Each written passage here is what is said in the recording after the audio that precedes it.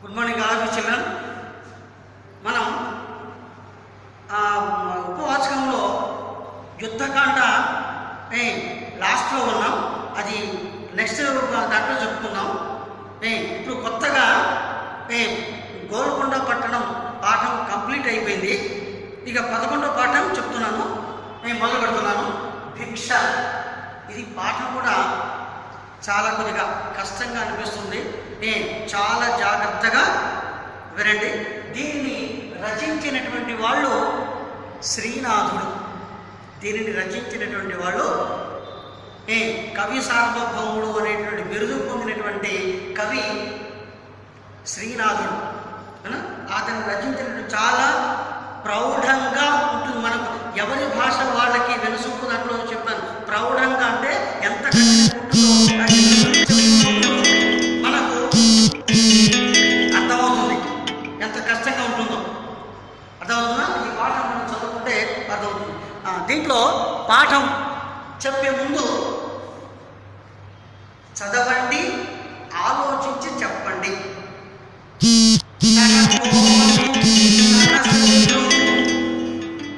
తన శాంతమే తనకు రక్ష దయ చుట్టంబౌ, తన సంతోషమే స్వర్గము తన దుఃఖమే నరకమండ్రు తథ్యము సుమతి. సుమతి, సు అంటే మంచి, మతి అంటే మతి ప్రకృతి, మది వికృతి మనసు. ఓ మంచి మనసు కలిగినటువంటి ఓ మానవుడా అని మనిషిని మంచి మనసు కలవాడిని సంబోధిస్తూ, తన కోపమే తన శత్రువు. మనకు శత్రువులు అంటే ఎక్కడో ఎవరో ఉండరు. నీ కోపమే నీ నిజ జీవితంలో నీకు శత్రువుగా హాని కలిగిస్తుంది. కాబట్టి నీ కోపమే నీకు శత్రువు. తన శాంతమే తనకు రక్ష. నువ్వు ఎంత ప్రశాంతంగా ఉంటే అది నిన్ను అంత రక్షిస్తుంది. నీ కోపమే అంటే శత్రువు మనకు ఎట్లాంటి హాని తలపెడతాడు, ఎన్ని కష్టాలు పెడతాడు, ఎన్ని చిత్రహింసలకు గురి చేస్తాడు. అదేవిధంగా నీ కోపం కూడా నీకు బయటికి కనపడకుండా అన్ని చిత్రహింసలు పెడుతుంది, అన్ని కష్టాలను తెచ్చిపెడుతుంది. అందుకనే నీ కోపమే నీకు శత్రువుగా చెప్తున్నాడు. తన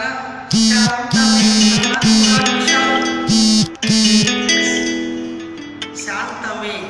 శాంతి అంటే ఎటువంటి ఈర్ష్య, అసూయ, ద్వేషము అనేటటువంటిది లేకుండా ఉండటమే శాంత గుణం. మరి అవన్నీ లేనప్పుడు మనం హాయిగా ప్రశాంతంగా జీవితాన్ని గడుపుతాం. కాబట్టి నువ్వు ఎంత ప్రశాంతంగా ఉండాలనుకుంటే ఈ 3 గుణాలు ఈర్ష్య, అసూయ, ద్వేషాలు లేకుండా ఉంటే నువ్వు హాయిగా అదే నీకు రక్ష. అంటే ఈ 3 లేనప్పుడు నిన్నెవ్వరూ ఏమీ అనరు, నువ్వు హాయిగా ప్రశాంతంగా జీవితాన్ని గడుపుతూ ఉంటావు. కాబట్టి ఇవన్నీ ఏమి కూడా ఉండవు నీకు. కాబట్టి తన శాంతమే తనకు రక్ష. నీ శాంత గుణమే నీకు రక్షణగా ఉంటుంది జీవితంలో. దయ చుట్టంబౌ. నువ్వు ఇతరుల మీద చూపించేటటువంటి దయాగుణమే నీకు బంధువులాగా, చుట్టంలాగా నిజ జీవితంలో ఉపయోగపడుతుంది. తన సంతోషమే స్వర్గము. నీ యొక్క సంతోషమే స్వర్గము అని చెబుతున్నారు. అసలు స్వర్గం అంటే ఏంటి? స్వర్గంలో ఉన్నవాళ్ళు మన యొక్క భావన ఏంటి? స్వర్గంలో ఉన్నటువంటి వాళ్ళు అందరూ సంతోషంగా సుఖంగా ఉంటారు అనేది ఒక భావన. మరి నువ్వు నిజ జీవితంలో ఇక్కడ నువ్వు సంతోషంగా ఉన్నావు అంటే ఇండైరెక్ట్గా నువ్వు స్వర్గంలో ఉన్నట్లే అర్థం. అందుకోసమని నీ సంతోషమే నీకు స్వర్గం. తన సంతోషమే స్వర్గము తన దుఃఖమే నరకము అండ్రు. నీ దుఃఖమే నరకం అంటే మనకి భావన ఏంటి? నరకంలో ఉన్నవాళ్ళు ఎప్పుడు రకరకాల శిక్షలకు గురి అయి ఎప్పుడు ఏడుస్తూ ఉంటారు, కష్టపడుతూనే ఉంటారు. అందుకోసమని నీకు నరకం అనేది ఎక్కడో లేదు, నీ దుఃఖంలో ఉంది. నువ్వు ఎప్పుడు దుఃఖిస్తూ ఉంటే నువ్వు ఇండైరెక్ట్గా నరకంలో ఉన్నట్లయితే. తథ్యము, ఇది నిజము. ఓ మానవుడు మంచి మనసు కలిగినటువంటి ఓ మానవుడా, ఓ మంచి మనసు కలవాడా, కాబట్టి ఇది గ్రహించు. నీ తన కోపమే తన శత్రువు,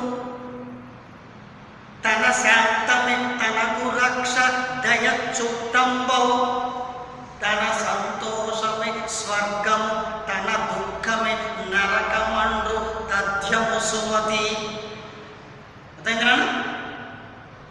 కాబట్టి మనం ఎప్పుడు కూడా కోపాన్ని ప్రదర్శించకూడదు. ఎప్పుడు ప్రశాంతంగా ఎదుటివాడిపై ప్రతి ప్రాణిపై అంతో ఇంతో జాలి దయ చూపిస్తూ సంతోషంగా ఉండాలి. అట్లా ఉంటేనే నువ్వు స్వర్గం ఉన్నట్టు. నువ్వు ఎప్పుడు దుఃఖిస్తూ ఉంటావో నువ్వు నరకం ఉన్నట్టు లెక్క. ఇది నిజము, నీ నిజ జీవంలో నిజ జీవితంలో ఇవి తెలుసుకోదగిన విషయము అని చెప్పి సుమతి శతకంలో బద్దెన రాసినటువంటి ఈ సుమతి శతకం నుంచి కోపం ఏ విధంగా మనిషిని చేస్తుందో ఆ కోపం గురించి చెప్పడమే ఈ పాట యొక్క ఉద్దేశం. చూడండి, వాటికి సంబంధించిన ప్రశ్నలు. మొదటి ప్రశ్న, ఈ పద్యంలో శత్రువుగా దేనిని పేర్కొన్నాడు? మన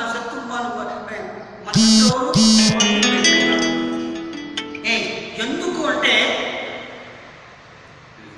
శత్రువు మనకు ఎన్ని రకాలుగా చిత్రహింసలు పెట్టి కష్టాలను వచ్చేటట్టు చేసే ప్రమాదాలను తలపెట్టి మనకు ఎన్ని చిత్రహింసలు గురి చేస్తాడో, మన కోపం కూడా మనకు తెలియకుండానే మనలో ఉండే శత్రువు కంటే కూడా ఇంకా ఎక్కువగానే మనకు చిత్రహింసలకు గురి చేస్తుంది. అందుకే కోపాన్ని శత్రువులాగా చూపించాడు కవి. శాంతి రక్షగా ఉంటుందనడంలో కవి యొక్క ఉద్దేశం ఏమిటి? శాంతి అంటే నేను చెప్పాను కదా, అసూయ, ఈర్ష్య, ద్వేషం ఇవి లేకుండా ఉండడమే శాంతి. ఇవి లేకుండా ఉన్నామంటే నువ్వు ఎవరికి శత్రువుగా మారవు, నిన్నందరూ కూడా మిత్రులాగా చూస్తారు. అప్పుడు చూసినప్పుడు నువ్వు హాయిగా ప్రశాంతంగా స్వర్గంలో ఉన్నట్టుగా ఉంటావు. కాబట్టి నిన్నందరూ మిత్రులుగా కలిచారంటే నీకు ఏ ఆపద వచ్చినా సరే వాళ్ళందరూ నీకు రక్షణగా వస్తారు. అందుకోసమనే నీ శాంత గుణమే నీకు రక్షణగా ఉంటుంది అంటున్నాడు. అందుకనే శాంతి రక్షగా ఉంటుందనలో కవి యొక్క ఉద్దేశం ఇది. ఇక మూడవది, సంతోషాన్ని స్వర్గంగా కవి ఎందుకు భావిస్తున్నాడు? మనం ఇంకా చెప్పుకున్నాం, స్వర్గంలో ఉన్నవాళ్ళు హాయిగా సుఖ సంతోషాలతోటి ఓలలాడుతూ ఉంటారు అని చెప్పి మన యొక్క భావన. అంటే అక్కడ ఉన్న వాళ్ళకి ఎటువంటి కష్టాలు కానీ నష్టాలు కానీ ఏమీ ఉండవు, సుఖంగా ఉంటారు, సంతోషంగా ఉంటారు అనేది మన అందరి యొక్క భావన. మరి మనం ఇక్కడ నిజ జీవితంలో మనం ఇక్కడ సంతోషంగా ఉన్నాము అంటే ఇండైరెక్ట్గా మనం కూడా స్వర్గంలో ఉన్నట్లెక్కి. ఎందుకంటే అదేగా భావన, స్వర్గంలో కూడా సంతోషంగా ఉంటారు, ఎటువంటి కష్టాలు లేకుండా. మనం ఇక్కడ కూడా సంతోషంగా ఉన్నామంటే మనకు ఇక్కడ ఏ కష్టం నష్టాలు లేవనే అర్థం. అవి లేనప్పుడు మనం ఆటోమేటిక్గా సంతోషంగా ఉంటాం. సంతోషంగా ఉన్నాము అంటే ఇండైరెక్ట్గా స్వర్గంలో ఉన్నట్లే అర్థం. కాబట్టి తన దుఃఖమే నరకమండు. కాబట్టి సంతోషాన్ని స్వర్గంగా కవి ఎందుకు భావిస్తున్నాడంటే అది స్వర్గంలో ఉన్నవాళ్ళు సంతోషంగా ఉంటారు, మనం ఇక్కడ సంతోషంగా ఉన్నామంటే మనం కూడా ఇండైరెక్ట్ స్వర్గంలో ఉన్నాము అనేది భావం. మరి కోపం వల్ల కలిగే అనర్థాలను గురించిన సంఘటనలు మీకేమైనా తెలుసా? సరే, ఎవరి నిజ జీవితంలో వాళ్ళకి కొన్ని సంఘటనలు జరుగుతూనే ఉంటాయి. మన ఇద్దరు ఫ్రెండ్స్ జంటకు పిల్లలు ఎదురు ఆడుకుంటూ చేసుకుంటూ ఉంటారు. ఎవరైనా ఒక మిత్రుడు ఏదైనా కోపం వచ్చేదని మాట్లాడాలనుకోండి, వాడిని నువ్వు చెప్పకుండా ఎక్కడో కొడతావు. ఆ కోపాన్ని తట్టుకోలేక అది వాడి తలకి ఇచ్చినప్పుడు అది పోయి ఏ కంటి కాడో ఎక్కడో చెవు మీద ఎక్కడో తగులుతుంది. అప్పుడు వాడు హాస్పిటల్ తీసుకోవడం చాలా చికాకు జరుగుతుంది. అప్పుడు నీకు అనిపిస్తుంది, అయ్యో సరే వాడు తిట్టినందుకు నాకు అంత కోపం రావాలా, ఆ కోపం నేను వాడిని చెప్ప మీద కొడుతున్నాను అనుకోను. కానీ అది పోయి వాడు తప్పించుకోవడం, వాడు చేసింది కానీ వాడు తప్పించుకోవడం చేశాడు, కానీ అది పోయి మన కంటి కాడను యాడ తగిలింది. చూసారా? అప్పుడు అనిపిస్తుంది, అయ్యో అనవసరంగా కోపంతో ఎంత పని చేశానే అనేది నీకు అప్పుడు అనిపిస్తుంది. ఇటువంటి సంఘటనలు మన నిజ జీవితంలో చాలా ఉంటాయి. ఓకేనా? అసలు ఈ పాఠం యొక్క నేపథ్యం అంటే మనం పాఠం చెప్పుకోబోయే ముందు జరిగినటువంటి బ్యాక్గ్రౌండ్ హిస్టరీ అంటే మనం బ్యాక్గ్రౌండ్ హిస్టరీ అది నేపథ్యం. ఈ మనం చెప్పుకోబోయే పాఠానికి అసలు ముందు ఏం జరిగింది చూద్దాం. చూడండి, వేద విభజన చేసి పంచమ వేదంగా మహాభారతాన్ని రచించి అష్టాదశ పురాణాలను రచించినటువంటి బ్రహ్మజ్ఞాని వేదవ్యాసుడు. చూసారా, వ్యాస మహర్షి మహా బ్రహ్మతో సమానమైనటువంటి జ్ఞానం కలిగినటువంటి వాడు అని అంటున్నాడు. ఎందుకు అంటే వృకాసురుడు రాక్షసుడు ఎక్కడికో తీసుకుని వెళ్ళి వేదాలను సముద్రం అడుగున పడేస్తాడు. వాటిని తీసుకొచ్చి వ్యాసుడు ముందు పడేస్తాడు. అవన్నీ కూడా కూలంకషంగా చదివి వాటిని 4 భాగాలుగా విభజించి ఒక్కొక్క భాగానికి ఒక్కొక్క పేరు పెడతారు. 4 వేదాలుగా పేరు పెడతారు. అందుకనే మామూలుగా వ్యాసుడు వేదాలను విభజించాడు కాబట్టి వేద వ్యాసుడు అయ్యాడు. కాబట్టి వేదాలను విభజన చేసి వేద వ్యాసుడు అయ్యాడు. అదేవిధంగా సంస్కృతంలో మహాభారతాన్ని రచించాడు, భాగవతాన్ని రచించాడు, 18 అష్టాదశ పురాణాలను రచించాడు.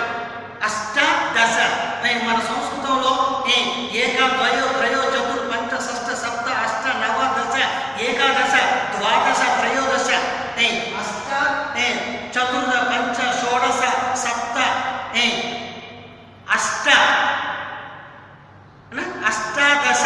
అష్ట అంటే 8, దశ అంటే 8 + 10. మన తెలుగులో అయితే 10 8 10 + 8 అని రాస్తాం. కానీ సంస్కృతంలో అష్టాదశ 8 + 10. చూడండి, 8 + 10 అష్టాదశ 18. ఇట్లా 18 పురాణాలను ఉపనిషత్తులను ఇవన్నీ కూడా ఆయన సంస్కృతంలో రచించాడు. 18 పురాణాలను ఉపనిషత్తులను భాగవతాన్ని మహాభారతాన్ని ఇంత గొప్పగా రచించాడు సంస్కృతంలో. మరి మహాభారతాన్ని పంచమ వేదము అని చెప్పి అంటారు. అంటే నువ్వు చూడండి, 4 వేదాలలో ఉన్నటువంటి సారాంశం అంతా కూడా ఈ మహాభారతంలో వచ్చే విధంగా రాస్తాడు. అందుకని దాన్ని 5వ వేదంగా భావిస్తారు. అంటే ఆ మహాభారతం అంత నీతిని తెలియజేస్తుంది. అందుకని దాన్ని 5వ వేదం. 4 వేదాలు చదివితే ఎంతైతే మనకు నీతి అబ్బుతుందో, జ్ఞానం అబ్బుతుందో, ఆ మహాభారతం చదవడం వల్ల అంత జ్ఞానం అబ్బుతుంది. అందుకని దానిని పంచమ వేదము అని చెప్పి అంటారు.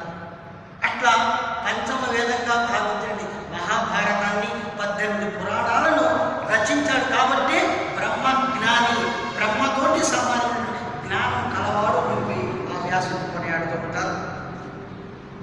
అటువంటి వ్యాసుడు పరమ పవిత్రం, పరమేశ్వరునికి ప్రీతిపాత్రం అయిన కాశీలో వ్యాసుడు తన 10,000 మంది శిష్యులతో కొంతకాలం నివసించాడు. ఆ వ్యాసుడికి ఒక కోరిక కలిగిందట. అందరూ పరమ పవిత్రంగా శివుడే అక్కడ నివాసం ఉంటున్నాడు. మరి శివుడే నివాసం ఉన్నటువంటి ఆ కాశీ ఎంత పవిత్రమైనది.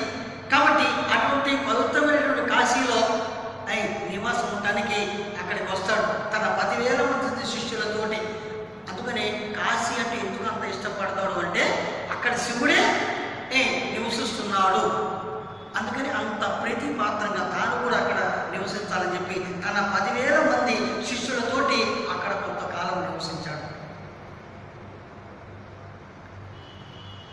బ్రాహ్మీ ముహూర్తంలో నిద్రలేచి ప్రాత మాధ్య అహినిక విధులను పూర్తిగా గావించి శిష్యులతో కాశీ నగరంలో భిక్షాటనం చేసేవాడు.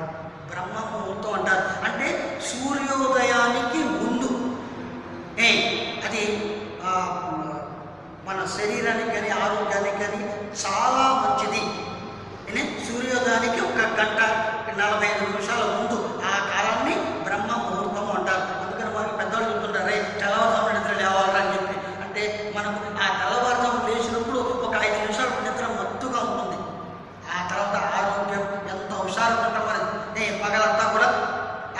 నిమిషాలు మనకు మత్తుగా అనిపించినా ఆ మత్తు వదిలిపోయిన తర్వాత అంత యాక్టివ్గా ఉంటాం.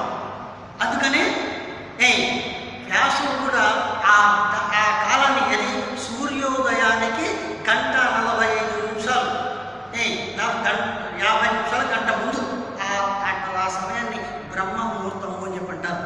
వ్యాసుడు ఆ బ్రహ్మ ముహూర్తంలో నిద్ర లేచి కాలకృత్యములు ఉదయాన్నే చేయాల్సినటువంటి కాలకృత్యాలు తీర్చుకొని ఉదయం పూట మధ్యాహ్నము చేయవలసినటువంటి పూజా పురస్కారాలన్నీ కూడా కావించి శిష్యులతో కాశీ నగరంలో భిక్షాటనం చేసేవాడు. కాశీ నగరంలో భిక్షాటన చేసేవాడు. మరి వాళ్ళు బ్రాహ్మణులు కానివ్వండి, ఋషులు మహర్షులు ఎప్పుడు కూడా వంట చేయరు. వాళ్ళు భిక్షాటన చేస్తూ ఉంటారు. వ్యాసుడు 5 ఇళ్లకు తిరిగి మాత్రమే భిక్ష స్వీకరించేవాడు. అట్లా ఈ కార్యక్రమాలన్నీ ముగించుకొని తన 10,000 మంది శిష్యులతోటి భిక్షాటనము, భిక్షము ప్రకృతి, బిచ్చము వికృతి. గుర్తుపెట్టుకోండి, భిక్షము ప్రకృతి, బిచ్చము వికృతి. భిక్షాటన, భిక్షాటనము, భిక్షాటనము,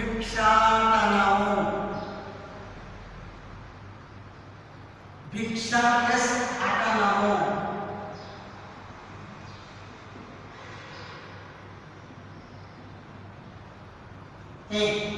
భిక్షాటనము, భిక్ష కొరకు అటనము. ఇది సవర్ణదేవ సంధి. అర్థమవుతుందా? భిక్షాటనము,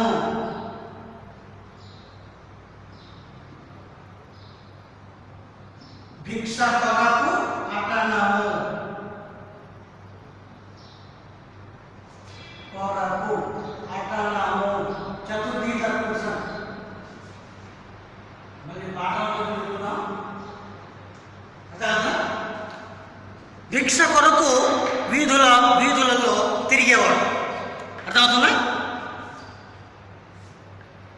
శిష్యులు తాను వేరువేరుగా తెచ్చిన భిక్షలో సగం అతిథి అభ్యాగతులకు సమర్పించి మిగిలించేవాడు. ఇది చూడండి, అది వెనకట కాలంలో వీళ్ళందరూ భిక్షాటన మా ఇంటి భోజనం చేసేవాడు కాదు. అది వాళ్ళ యొక్క ఆచారం, అది వాళ్ళ వ్రతం. వీళ్ళు ఏం చేసేవాళ్ళు?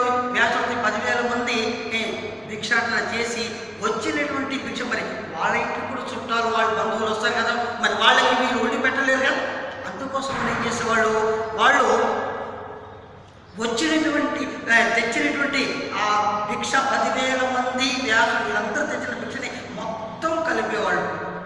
కలిపేసి సగం రెండు పార్ట్లు చేసేవాడు. సగం చేసి ఇంట్లో ఆ 10,000 మందికి ఎవరికి వెళ్ళి వాళ్ళ చుట్టాలు బంధువులు వస్తారు కదా, అందుకోసం చెప్పి సగం భోజనం అంతా కూడా అతిథులకు, అంటే తిథి వార నక్షత్రములు లేకుండా భోజనానికి వచ్చేవాడు. ఉత్పత్తి అర్థం అదేనా? తిథి వార నక్షత్రం అంటే ఏ సమయమైనా రావచ్చు. మరి ఎవరు వస్తారంత చదువు ఎవరికి ఉంటుంది? మన బంధువులకి, చుట్టాలకి. అర్ధరాత్రి రావచ్చు, తెల్లవారుజామున రావచ్చు, పట్టపగలు రావచ్చు, మిట్ట మధ్యాహ్నం రావచ్చు, ఉదయం పూట రావచ్చు, ఎప్పుడైనా రావచ్చు. అంత చదువులో వచ్చేది మన బంధువులు, చుట్టాలే వస్తారు అని. అందుకని వాళ్ళకి ఏ తిథి, వారము, నక్షత్రము, సమయం అనేది ఏది ఉండదు వాళ్ళకి.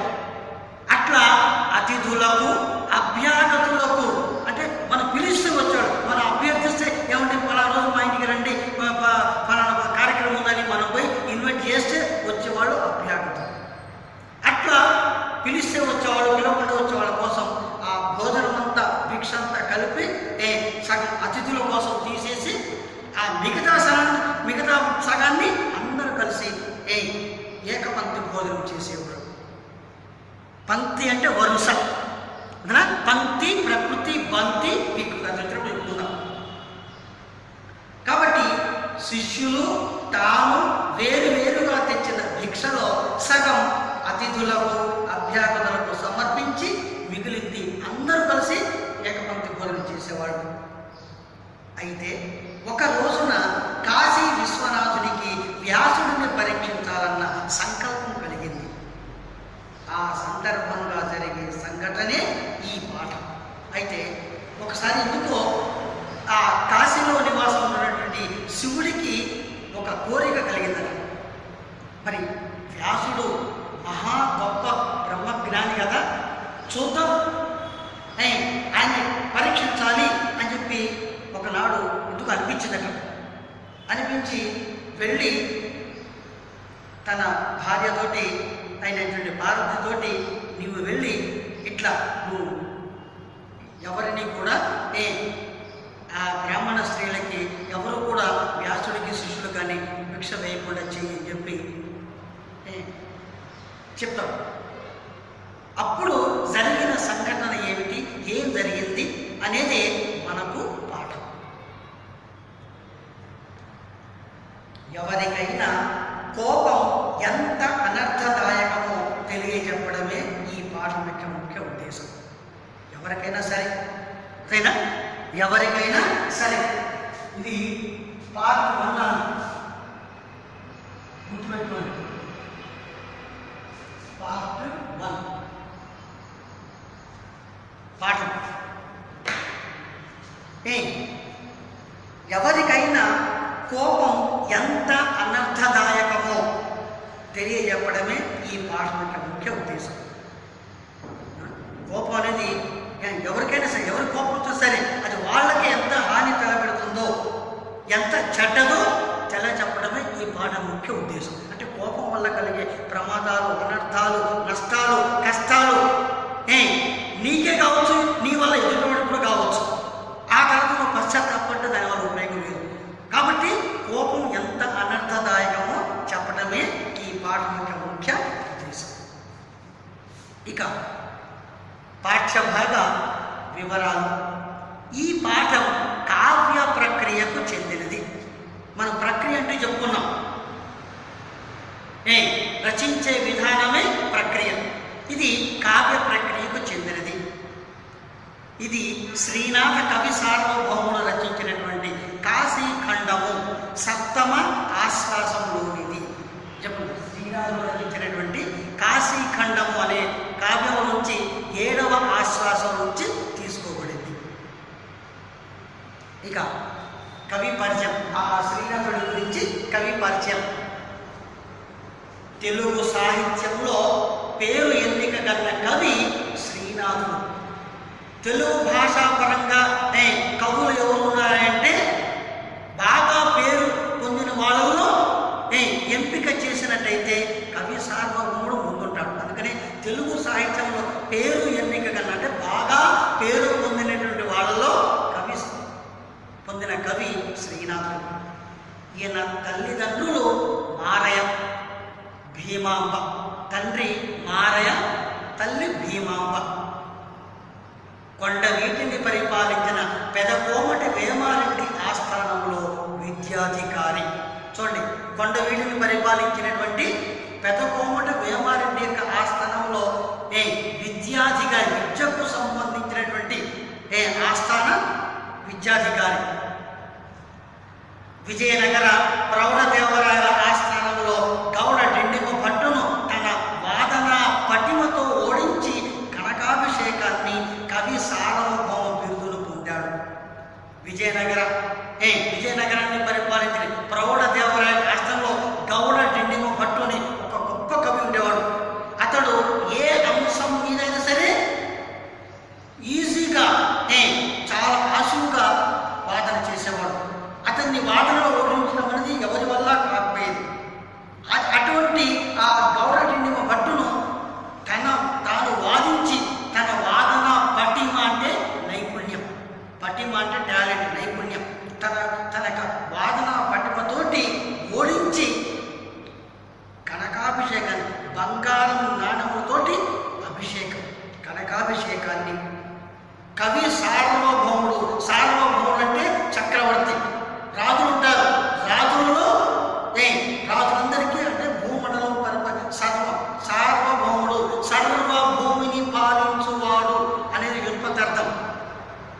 అతన్ని సార్వభౌముడు అంటారు. కృష్ణదేవరాయలు సార్వభౌముడే. సార్వభౌముని పాలితే మొత్తం ఎక్కువ రాజ్యాన్ని పరిపాలించేవాడు. అదేవిధంగా కవులలో ఇతను చక్రవర్తి లాంటి వాడు అని అర్థం వచ్చే విధంగా కవి సార్వభౌముడు అని బిరుదులు కూడా పొందాడు. అతడి యొక్క కంచు ఢక్కని అతనికి ఆ వాదన చేసిన పత్రికకి ఒక కంచుతోటి తయారు చేసిన ఒక ఢక్క ఉంటుంది. అది ప్రజెంట్ చేశారు ఎవరికి? గౌడ డిండిమ భట్టుకి. అప్పుడు ఆ డిండిమ భట్టు నేను ఈ వాదనలో ఓడిపోయిన తర్వాత ఈ ఢక్కకు విలువ చెప్పి ఆ కంచు ఢక్కను పగలగొట్టుకున్నాడు దాన్ని. కాబట్టి కవి సార్వభౌముడు బిరుదులు పొంది బంగారంతో కనుక అభిషేకం చేయించుకుని ఆ గౌడ డిండిమ భట్టు యొక్క కంచు ఢక్కను పగలగొట్టించినటువంటి మహాకవి శ్రీనాథుడు. ఈయన రచించిన చూడండి రచనలు. నాకు తెలిసినందుకు 14వ సంవత్సరంలోనే రచన చేశాడు. ఒక కావ్యం రాశాడు 14వ సంవత్సరంలోనే. అంటే దగ్గర దగ్గర మీ వయసు. మరుత్తరాట చరిత్ర, శాలివాహన సప్తశతి, పండితారాధ్య చరిత్ర, శృంగార నైషధం, భీమఖండం, కాశీఖండం, హర విలాసం, ధనంజయ విజయం, క్రీడా విరామం, శివరాత్రి మహత్యం, పల్నాటి వీర చరిత్ర, నందనందన చరిత్ర, ఇవన్నీ కూడా శ్రీనాథుని యొక్క రచన. చూసారు ఏముంది? మరుత్తరాట చరిత్ర, శాలివాహన సప్తశతి, పండితరాజ చరిత్ర, శృంగార నైషధం, భీమఖండం, కాశీఖండం. ఈ కాశీఖండం నుంచే మనకు పాటించాడు. హర విలాసం, ధనంజయ విజయం, క్రీడా విరామం, శివరాత్రి మహత్యం, పల్నాటి వీర చరిత్ర, నందనందన చరిత్ర. ఇన్ని కావ్యాలు గ్రంథాలు రచించడం జరిగింది.